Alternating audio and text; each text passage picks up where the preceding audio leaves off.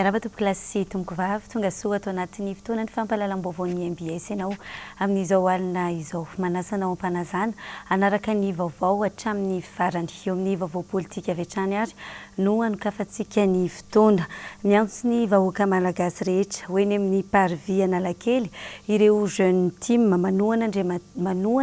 an'Andriamatoa Marc Ravalomanana hiaro ny safidiny amin'ny alarobia izao manoloana ireo trangana Alabato sy osika tamin'ny fifidianana ho filohan'ny Repoblika teo iny izay ananan'izy ireo profo mazava vonona ny ametraka fitoriana eny anivo ny HCC na ny fitsarana avy momba ny lalam-panorenana ihany koa moa ireto jeune team ireto arahantsika avy hatrany ary ny vaovao tateriny Noro Fitiavana sy Mathieu Prancy. Manentana ny vahoaka malagasy sy ankanavaka idina eny amin'ny kianjany 13 Mey ireo jeune team manoana an'Andriamatoa Marc Ravalomanana ny alarobia 2 Janoary izao anohitra ny tsy fahamarinana ny tranga tamin'ny fifidianana filoham-pirenena teo iny. Nambaran'izy ireo fa maro ireo trangana Alabato sy osika indrindra tany amin'ny faritra atsimo Madagasikara iny izay ananan'izy ireo profo ka antony iray nanosika ny jeune team anao fanentanana. Hijoratrany hiaro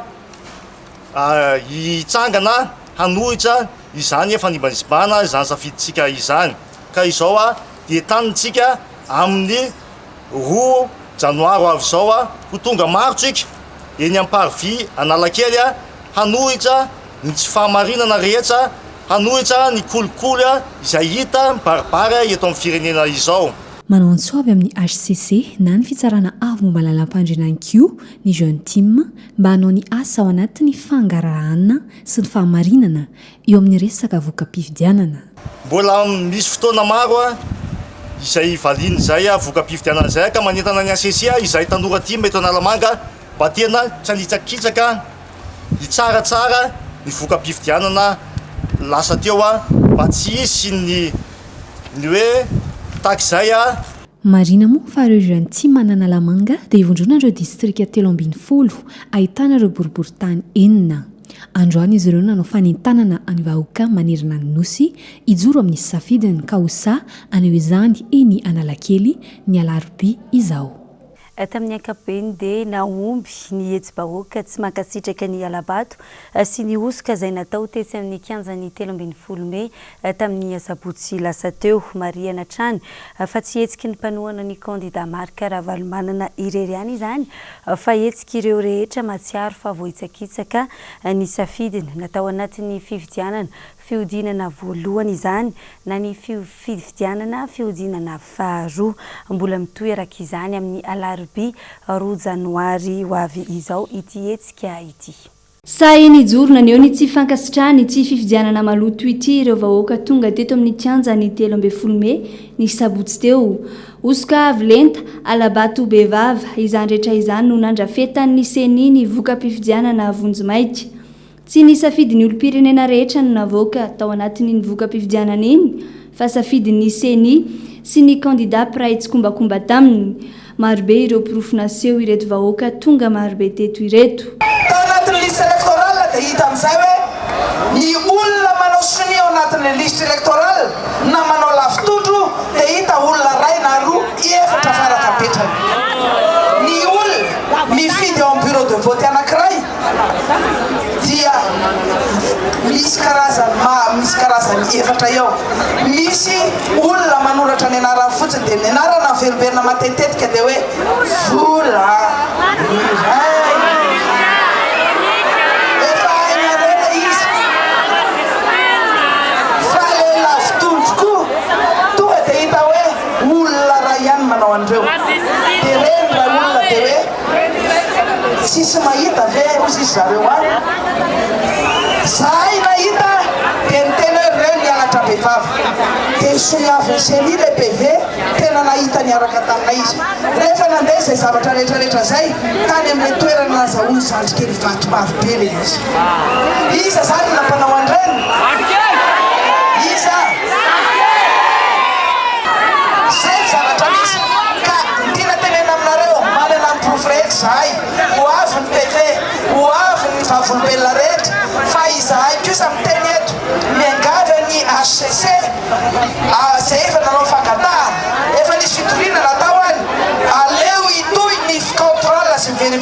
pli électoraux rehetrarehetra amin'izay olona zato fotsiny dia efa ampianay fa ianareo senino raza fa tsy manana personnel raha ohatra fa maninana dadavina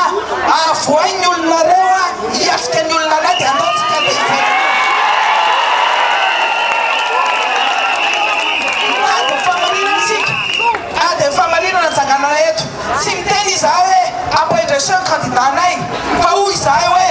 avoainy marina famarinana ny zolona eto hoan'ny HCC zonareo tanteraka mamoaka an'ireo mampanamoaka an'ireo pli ireo andao atao confrontation ihany koa andao atao fanisam-bato fa izay matoky tanteraka ny farany candidat anay fa izao aloha ny tadiavina zao dia ny fahamarinana izay nojorotsika reheto ary tsika rehetra na tsy mifidy ary na tsy mifidy ny candidat 25 tady ny fahamarinana ianao tongava hiaraka tia zay no azoko ambarandrany fakasitraka tokola tsy araky ny nanampoizan'ireo mpanaratsy azy ny zavanseho tamin'ny sabotsy na ny mpitandro filaminana aza dia namela malalaka ireo olo-pirenena mitolona ho amin'ny fahamarinana tsy nisy ny korotana tsy nisy mpivarotra naniditsena na iray aza nizotra toy ny fiainana andavanandro ny teto Analakely satria efa iaraha mahita fa efa voataiza hatramin'ny taona 2024 ireo mpanaradiany candidat Marc Ravalomanana fa tsy tia korotana, tsy tia mandrava, tsy tia mandoro fa manara-dalàna. Santatra Ambavarano hoiny tamin'ny sabotsy lasa teo iny fa itoy ny alarobia 2 janoary izao ny etsy-bahoaka izay tsy mankasitraka ny alabato sy ny osoka nandritra ny fifidianana. Etsy amin'ny kianja ny 13 miatrany no anatanterahana izany etsy-bahoaka izany. Eo amin'izay vaovao manodidina ny fifidianana izay hatrany natsikafona Andramatoa Fanirosoa Erinay avokoa ireo pirofo mivaingana rehetra manamarina ny fisian'ny osika atao anatin'ny fifidianana fiodinana faharoa iny tao anatin'ny fandaharana dinika niarahana tamin'ny Joël Ralaivohita no nanasongadinana ireo karazana osika sy halatra tao anatin'ity fifidianana ity. Andeha rahantsika ny ampahany izay fandaharana izay. Fifidianana fenosoka no ny tranga ary io osika io tsy hitanao hoe any ivelany ihany fa ao anatin'ireo fitaovana kirakiraina amin'ny fifidianana zany hoe ny bureau de ny fitaovan'ny bureau de vote, bulletin de vote, ny liste d'émargement le misy liste électorale iny hita ihany koa eo amin'ny PV izay ao anatiny ao satria ao no ahitantsika hoe io misy olona milaza tsy hoe milaza moa zany fa tsy manao sini satria empreinte liste électorale ray manontolo empreinte daholo ny eo jerevanao nefa ny bulletin de vote tokony empreinte koa zany ny eo satria le olona censé tsy mahay manoratra misy croix na plus de le plus to de mitovy daholo de le croix tonga de mitovy daholo nefa ny zay koa mijery satria le izy misy tsisy anomalie mihitsy kosa ny lony de rehefa amin'ny anao mahita zavatra hoe miambakavaka le olona manoratra mangovingovotra misy samy hafa ny fomba anaovana le croix fa misy de bureau de vote ray manontolo bureau de vote maromaro to de hita hoe olona ray nanao an'ireo bureau de vote reo de ohatran'izay koa PV misy olona PV ana Fokotany mielanelana 10 km nefa de mitovy ny soratra anatiny de ohatra mahagaga be mihitsy tsy hoe anankiroa zany une trentaine de izay moa zany manao araky ny tenena hoe ny district rehetra zany ny ezahana nazahoana échantillonnage de misy andreo toerana tena nananana hoe témoignage pirofo PV sy zavatra tena misy anomalie tonga de ny comparena de eo nahitana hoe misy chiffre mitombo ohatra 30 ny vatony 13 de 59 ny 25 de tonga de ataon'zareo hoe 130 telopolo amin'ny zato de ny PV aty amintsika misoratra hoe telopolo ny PV ao amin'ny CENI misoratra hoe telopolo amin'ny zato de rehefa jerena koa ny PV-ny sasany a misy famadika le isa ohatra hoe neny 25 181 neny 1364 tam'izay a de nampifamadena izy a lasany 13 ny 181 any 25 ny 164 misy indray a bulletin unique zay jerefa satria zay zany a sady mijery de manisa firy ary de hita hoe 176 ny anaty feuille de dépouillement nefa nisan'le bulletin 181 ary nisan'ny résultat 181 zany hoe nidisona koa zany le feuille de dépouillement maro ny zavatra hita ohatr'izany de ina ny ataonay jerena le bulletin unique de amin'ny toerana sasany a misy an'le signature iny de amarinay amin'le signaturan'ny agent bureau de vote zay nanaovana tirage au sort de misy tsy mitovy ny soni. Eo amin'ny lafiny toe-karena kosa indray no entintsika no izana ny vaovao raha toka nahitana fiakarany 5 isanjato ny ari-karena malagasy tamin'ity taona 2024 ity dia tsy mbola mipaka tany amin'ny vahoaka malagasy izany noho ny fanomezana sehatra tafahoatra ireo mpampiasa vola ezakilan'izay ihany koa tsy mbola voafehy ny sandam-bola malagasy manoloana ny fiakaran'ny vidin-tsolika mandava-taona fehiny mbola marefo ny toe-karena eto Madagasikara hoy ny mpahay toe-karena raha nanao jeritodika ity taona 2024 ity. Edena Eliasy, Mathieu Prince no mitatitra ny vaovao. Miainga amin'ny vidin'ny solika avokoa no hitarafana ny toe-karena eto Madagasikara. Nanomboka ny krizy 2024 tsy nitsahany akatra io vidin-tsolika io ka nampidina ny sandam-bola malagasy ihany koa izany. Tamin'ny taona 2024 farany taona 3000 ariary ny vidin'ny gasoil ary 3550 ariary ny vidin'ny essence. Zao tsika amin'ny farana ny taona 2024 tafakatra 3550 ariary ny vidin'ny gasoil ary 4200 ariary ny vidin'ny essence. Zay zany aloha dia fahafahantsika amin'ny teny fa mbola tsy voafehintsika mihitsy ny sandam-bola malagasy aloha hatramin'izao satria tadio fa miankina amin'ny vidin'ny solika no ahafahantsika mamaritra hoe miakatra sa midina ny sandam-bola malagasy hatramin'izao zany dia mbola midina foana sandam-bola malagasy ary hitantsika io fa tafakatra 400 ariary ny euro amin'izao farany taona izao. Etsy ankilany nefany a ny croissance économique izay tenenina amin'izao dia hoe misy 5% zany hoe niakatra 5% zany. Io dia noho ny antony firoborobon'ny secteur offshore amin'ny informatique, télécommunication amin'les centres d'appel be da be ireny eo ihany koa ny fahatsaran'ny vokatra tamin'ity taona ity amin'ny resaka fambolena ary ny secteur textile amin'ny importation exportation izay ataontsika zany. Na dia nahitana fiakarany 5 isanjato aza ny fiarakarena eto Madagasikara tamin'ity taona 2024 ity araka ny tatitra nataon'ny banky iraisam-pirenena dia tsy mbola mahasehaka ny any fotony izany noho ny fanomezana vahana loatra ireo mpampiasa vola. Ankoatr'izay ihany koa misy ny fitany ilan'ny mizana eo amin'ny vokatra ondrana sy ny afarana. Eo ihany koa ny tsy fijerena ny karaman'ireo mpiasa izay tsy mifanaraka amin'ny fiakaran'ny vidim-piainana. Mbola tsy tonga ny ambolanin'ny olona le izy satria tsika manome vahana be loatra ny mpampiasa vola eto amintsika. Izany hoe tsy arahantsika mahasoatra ny fotony ny hoe mifandanja arakaraka ny karaman'le mpiasa ve vola miditra amin'le orinasa ohatra. Le orinasa mety mampiditra vola be fa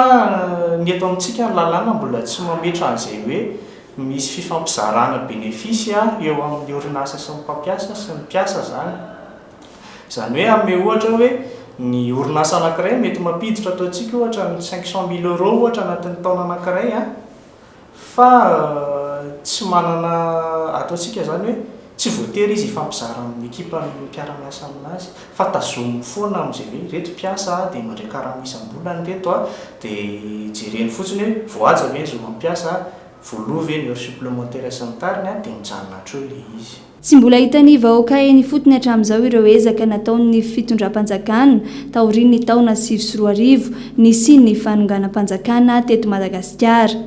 fehiny mbola marefy de marefy ny toe-karena eto amintsika na dia nahitana fiakarany aza ny ari-karena amin'ny akabeany tamin'ity taona 2024 ity. Lafim-baovao hafa tanteraka kosa indray isan'ny olana ho an'ireo mpanampy an-trano hatramin'izay ny fanararotana sy ny fanambakana ataon'ny mpampiasa azy. Matetika ihany koa anefa ireo mpanampy an-trano no tsy mahafehy ny asany ka mahatonga ny mpampiasa andika ny lalàna mifehy ny asa. Ilaina ny fifanajana ao anatin'io sehatra io mba hampaharitra satria sarotra ny mitady asa hoy ireo mpanampy an-trano tavaresaka taminay tamin'ity androany ity. Notolorana fanomezana avy amin'ny agence ny Andohany ireo mpiasa miisa 300 androany mba ho fankasitrahana azy ireo sy ho fampirisihana azy hatrany azoto amin'ny asa. Edena Eliasy, Mathieu Princy. Isan'ny tsy mampaharitra ny olona iray eo amin'ny sehatra ny asa ny tsy fisian'ny fifampitokisana eo amin'ny mpiasa sy ny mpampiasa, indrindra ihany koa ny fanararaotana ataon'ny mpampiasa ary ny tsy fanajana ny lalàna mifehy ny asa. Ireo mpiasa an-trano matetika ny tena hiaran'ireny fanararaotana ireny ka mahatonga azy ireo tsy ho tamana. Ireto mpiasa ireto kosa efa naharitra 5 taona 9 taona tany no tsy niova mpampiasa ary manana ny tsy ambaratelony manokana nampaharitra azy ireo tamin'ny asany. Manaja ny asa aloha voalohany indrindra dia manaja ny patron, mila makatohy, tsy mila mamalivaly, mila fandeferana zany ny asa, mila fandeferana ny fiainana iraha malala, tsy maintsy misy problème fa mila mandefitra ianao raha tianao ny isanao dia mila mandefitra. Ny fanajana ny asa amin'ny patron, ny fandeferana, ny fahaizanao miasa sy ny fanajana ny asa. Efa miroborobo ankehitriny ireo ivitoerana manome olona hiasa ho an'ireo mpampiasa saingy misy amin'izy ireny no tsy mahafapo ny tolotra omeny. Ity ivitoerana iray ety Ambondrona ity dia mamoaka mpiasa 100 no mahery isan-taona. Tsy vitany mampiofana ireo mpiasa fotsiny izy ireo fa indrindra ihany koa miaro ny zon'ilay mpiasa, izany hoe misy hatrany ny fanaraha-maso ireo ankizy miasa ireo. Isan-taona ihany koa dia misy ny fankasitrahana ireo mpiasa naharitra tamin'ny asany ary marika izany dia omena fanomezana izy ireo. Raha mahafantatra moa ny amin'izao fotoana izao ny resaka fitadiavana asa sy ny fitadiavana mpanampy dia betsaka ny azon'ny patron tsy matoky ny agence atsony amin'izao fotoana izao. Hoe ny agence amin'ny complice amin'ny mpanampy na ohatran'izay. Dia izay zany mampiseho ny mpampiasa hoe motive amin'ny mpanampy izahay. Ahoana ny fomba himotivenay amin'ny mpanampy manome valisoa anazy izahay, isaky ny feno herintaona izy zany dia manome valisoa anazy ny agence amin'izao. Izay tsy misy manome fanampiana hoe avy any ivelany na misy ambadika politika fa zahay manokana ato no misy an'ilay commission d'agence dia amin'iny no anasoranay kely mandritra ny taona zany dia amin'iny ny ahafahanay manambatra ny voly rehetrarehetra iny dia arakaraka n'iny zany budgetanay ahafahanay manome fanampiana ho an'ny ankizy. Fanomezana amin'ny teny tona 4 tapitrisa hatramin'ny 3 tapitrisa ariary no notsinjaraina tamin'ireto mpiasa ireto ary mahatratra 300 isan-taona eo ireo mpiasa misitraka izany tao anatin'ny 7 taona nijoroany ity agence Ambintsoa ity. Amin'izao faran'ny taona izao ary eo ihany koa ny fiatrehana ny taona vaovao dia maro amin'ny mponina indrindra ireo mipetraka eny amin'ny faritra iva toy ny teny Anosipatrana ambany tanàna, ny teny amin'ny Fokotany Andotapenaka faharoa no nisafidy hijanona ao an-tokantrano miaraka amin'ny fianakaviany. Vokatry ny tsy fampiny enti-manana sy ny vola naovana fety no antony raha ny fanazavana. Nambaran'izy ireo fa tsy mitsaha miakatra ny vidim-piainana, miakatra manaraka izany ihany koa ny vidin'entana, ny sakafo eny an-tsena amin'izao ka tsy misy vola natokana ho an'izany. Rahantsika ny makasika izay etiny Norofitiavana sy Rivo Ratsaonarivelo. Somary mangingina ny famanam-ponina ny faran'ny taona sy ny taona vaovao tamin'ity 2022 ity raha ny fanadihadiana nataonay androany. Raha ny teny amin'ny faritra iva manokana, ny Fokotany Anosipatrana ambany Atsimbo, ny Fokotany Andotapenaka faharoa, tsy vitsy amin'ireo mponina no nisafidiny hijanona ao an-tokantrano miaraka amin'ny fianakaviana. Vokatry ny fiakarany vidim-piainana, ny vidin'entana eny an-tsena, izay tsy zakany fa efa mividy hoy izy ireo no antony. Misy koa ireo milaza fa izay kely ananana eo am-pelantanana no amalifaliana ny ao an-tokantrano.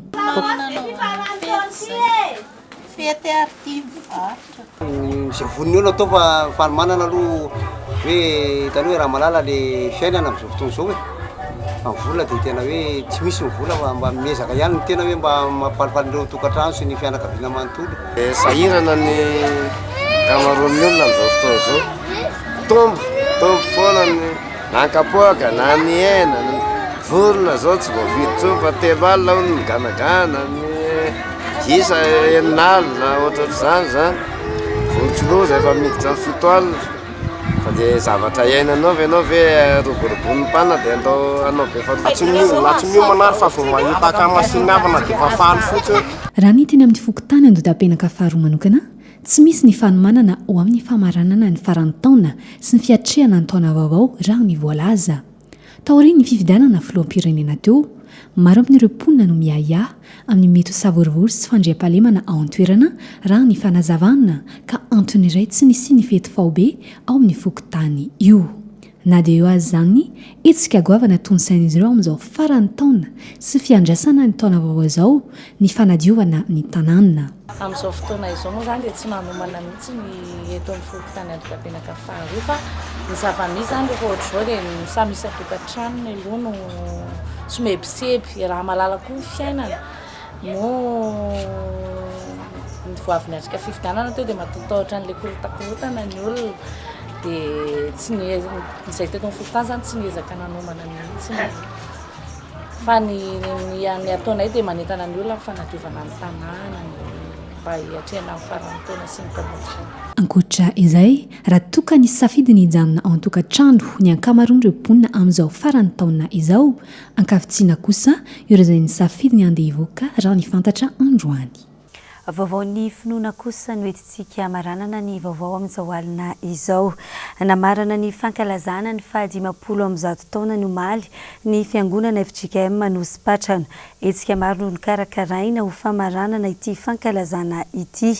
no entina nanamariana ny jobily moa ny ezaka famakina baiboly hatramin'ny voalohany ka hatramin'ny farany nandritry ny fotoam-pankalazana eo ihany koa ny tsangam-bato hita maso toy ny fanorenana ny fiangonana any amin'ny tanàna ny Belamosina ny Betafo sy ny fanavaozana anatiny sy ivelany ny fiangonana ety Anosipatrana voromarobe ireo mpino sy ny zanakapelezan'ny FJKM Anosipatrana nandritry ity fotoam-pamaranana ny fankalazana ity manana tetikasa ho fanorenana fiangonana amin'ny faritra hafa ihany koa ny FJKM Anosipatrana aorian'ity fankalazana ny fahadimapolo am'zato taona ny fiangonana ity araky ny fanazavan'ny komity ny fankalazana hatrany